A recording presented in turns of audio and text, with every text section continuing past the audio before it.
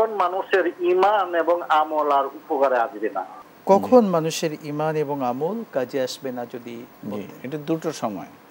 একটা সময় হচ্ছে যে মানুষের মৃত্যু যখন উপস্থিত হয়ে যায়, সাকারাত যখন শুরু হয়ে যায় এবং সে যখন মৃত্যুর ফেরেশতাকে দেখে ফেলে।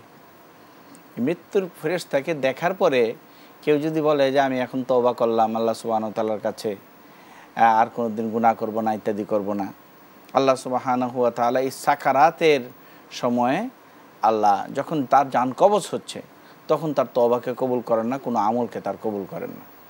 যত বড় আপনার কোরআনে কারীমের আয়াত তেলাওয়াত করা হোক না কেন এবং যত ঈমানের কথা বলা হোক না কেন, এর আগে তওবা করতে হবে, সাকারাতের আগে।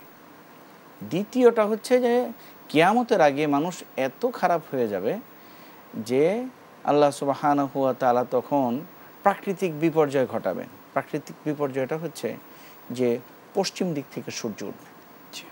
যখন পশ্চিম দিক থেকে সূর্য উঠবে তো তখন আর কোনো আপনার আমল কবুল হবে না।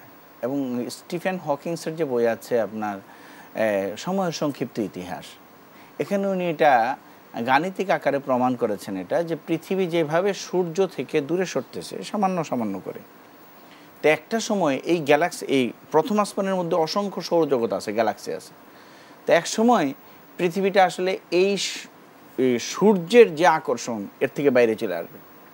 তখন এই সূর্যের মতো আরেকটা আপনার নক্ষত্র আছে যেটা পৃথিবীটাকে টেনে তার দিকে নিয়ে যাবে। তখন নিয়ে যাওয়ার পরে ওইটা আপনার পশ্চিম দিকে উঠবে এবং পূর্ব দিকে অস্ত যাবে। এটা গাণিতিক আকারে এখন প্রমাণিত বিষয়। তো এই সময় যখন হবে তখন মুমিনের কোনো আমল আল্লাহ সুবহানাহু ওয়া তাআলা, মুমিনই থাকবে না, তখন আমল কবুল করবেন না।